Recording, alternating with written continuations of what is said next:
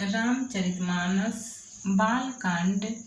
विषय श्री सीताराम विवाह भाग 2 भावार्थ सहित। छंद। बैठे बरासन राम जानकी मुदित मन दशरथ भय। तनु पुलक पुनि पुनि देखी अपने सुकृत सुर तरु फल नये। भरी भुवन रहाउ छाहु राम विवाहु भा सबहि कहा। केहि भांति बरनिसि रात रसना एक यहु मंगल महा। श्री राम जी और जानकी जी श्रेष्ठ आसन पर बैठे हैं। उन्हें देखकर दशरथ जी मन में बहुत आनंदित हुए। अपने सुकृत रूपी कल्प वृक्ष में नए फल आए देखकर उनका शरीर बार बार पुलकित हो रहा है। 14 भुवनों में उत्साह भर गया। सबने कहा कि श्री रामचंद्र जी का विवाह हो गया। जीव एक है और यह मंगल महान है। फिर भला वह वर्णन करके किस प्रकार समाप्त किया जा सकता है। तब जनक पाई वशिष्ठ आय सुब्याह साज संवारी कै। मांडवी श्रुत कीरति उर्मिला कुंवरी लई हकारी कै। कुशकेतु कन्या प्रथम जो गुणशील सुख शोभामयी। सब रीति प्रीति समेत करिसो ब्याहि नृप भरतहि दई। तब वशिष्ठ जी की आज्ञा पाकर जनक जी ने विवाह का समापन सजाकर मांडवी जी, श्रुत कीर्ति जी और उर्मिला जी इन तीनों राजकुमारियों को बुला लिया। कुशध्वज की बड़ी कन्या मांडवी जी को, जो गुणशील सुख और शोभा की रूप ही थी, राजा जनक ने प्रेम पूर्वक सब रीतियां करके भरत जी को ब्याह दिया। जानकी लघु भगिनी सकल सुंदरी शिरोमणि जानिकै। सो तनय दीन्हि ब्याहि लखनहि सकल विधि सन्मानिकै। जेहि नाम श्रुत कीरति सुलोचन सुमुखी सब गुण हागरी। सो दई रिपुसूदनहि भूपति रूपशील उजागरी। जानकी जी की छोटी बहन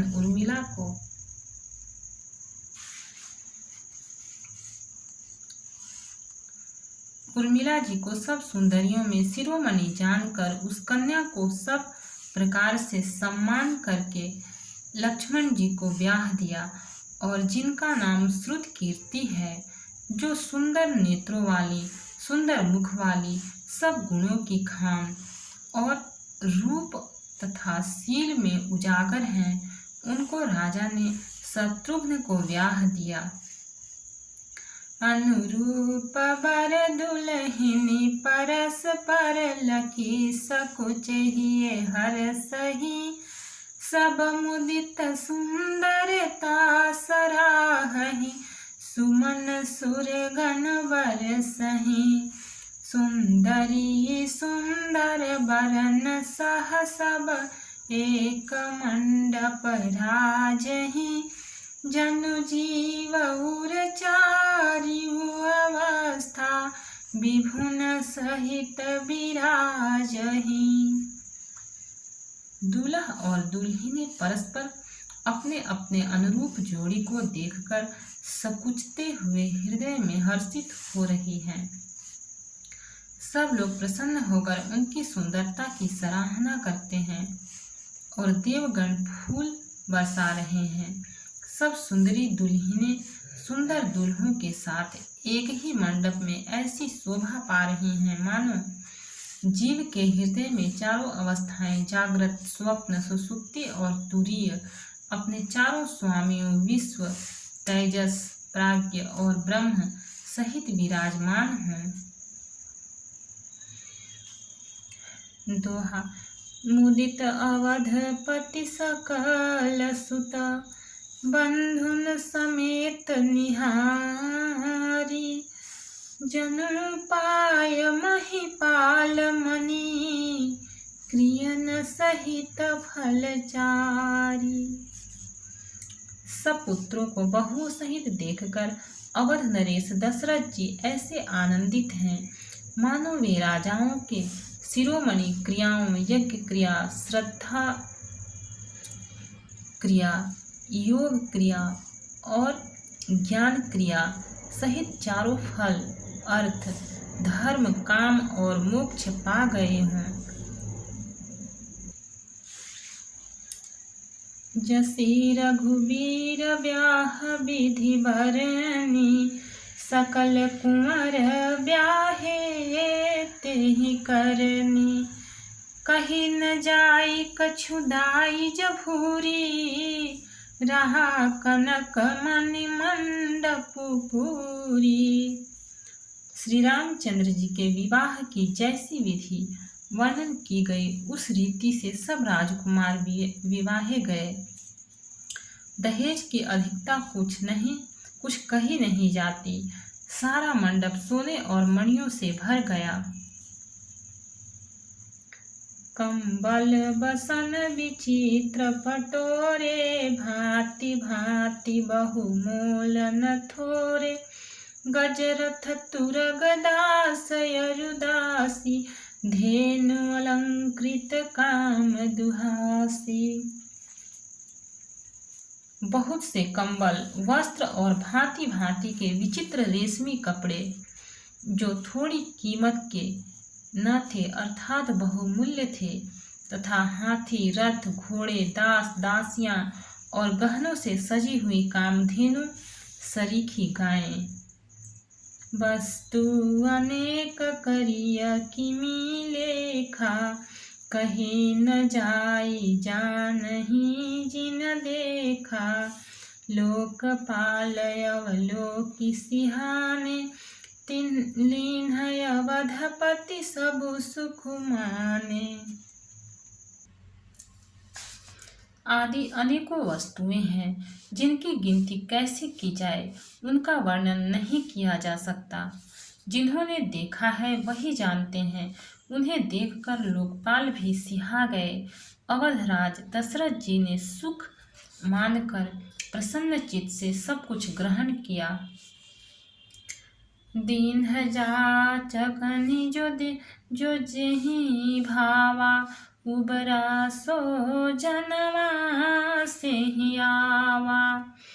तब कर जोरी जनक मृदु बानी, बोले सब बरात सनमानी। उन्होंने वह दहेज का सामान याचकों को जो जिसे अच्छा लगा दे दिया।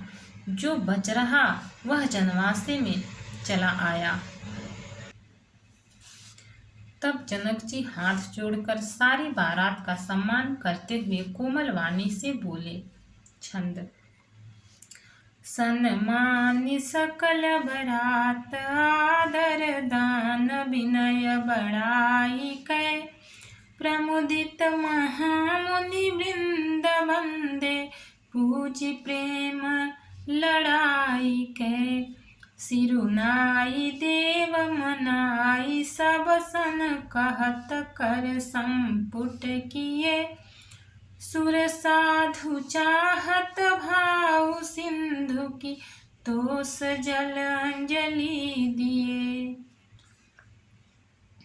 आदर, दान, विनय और बड़ाई के द्वारा सारी बारात का सम्मान कर राजा जनक ने महान आनंद के साथ प्रेम पूर्वक लाड़ करके मुनियों के समूह की पूजा एवं वंदना की। सिर नवाकर देवताओं को मनाकर राजा हाथ जोड़कर सबसे कहने लगे कि देवता और साधु तो भाव ही चाहते हैं, वे प्रेम से ही प्रसन्न हो जाते हैं। उन पूर्ण काम महानुभावों को कोई कुछ देकर कैसे संतुष्ट कर सकता है? क्या एक अंजलि जल देने से कहीं समुद्र संतुष्ट हो सकता है? कर जोरी जनकु बहोरी बंधु समेत कौशल राय सो बोले मनोहर बयन सानि स्नेह शील सुभाय सो संबंध राजन रावरे हम बड़े अब सब विधि भये एहि राज साज समेत सेवक जानिबे बिनुगत लय। फिर जनक जी भाई सहित हाथ जोड़कर कौशलाधीश दशरथ जी से स्नेहशील और सुंदर प्रेम से सान कर मनोहर वचन बोले, हे राजन, आपके साथ संबंध हो जाने से अब हम सब प्रकार से बड़े हो गए। इस राजपाट सहित हम दोनों को बिना आप दाम के लिए हुए सेवक ही समझिएगा। ए दारिका परचारिका करि पालिबी करुणा नई अपराधु क्षमिबो बोली पठय बहुत हों ढीठो कई पुनि भानुकुल भूषण सकल सन्मान निधि समधि किए कही जाति नहीं बिनती परस्पर प्रेम परिपूर्ण हिये।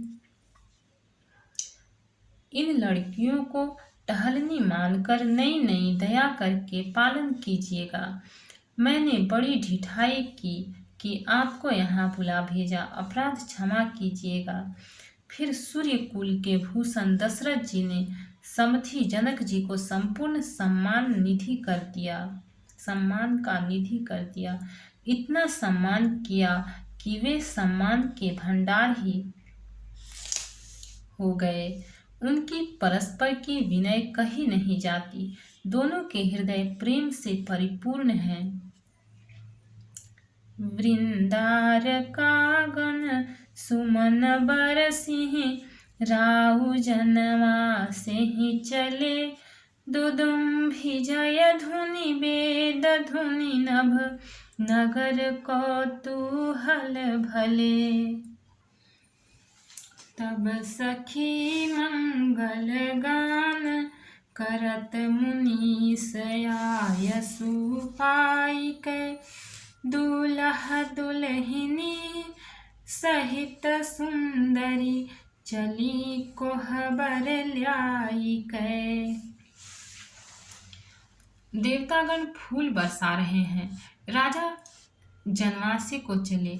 नगाड़े की ध्वनि, जय ध्वनि और वेद की ध्वनि हो रही है। आकाश और नगर दोनों में खूब कौतूहल हो रहा है, आनंद छा रहा है। तब मुनीश्वर की आज्ञा पाकर सुंदरी सखियां मंगल गान करती हुई दुल्हिनों सहित दूल्हों को लिवाकर कोहबर को चली। दोहा।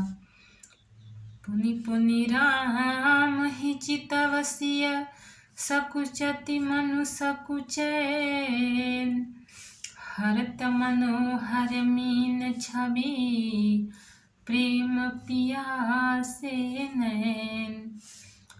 सीता जी बार बार राम जी को देखती हैं और सकुचा जाती हैं, पर उनका मन नहीं सकुचाता। प्रेम के प्यासे उनके नेत्र सुंदर मछलियों की छवि को हर रहे हैं। मास पारायण 11वां विश्राम।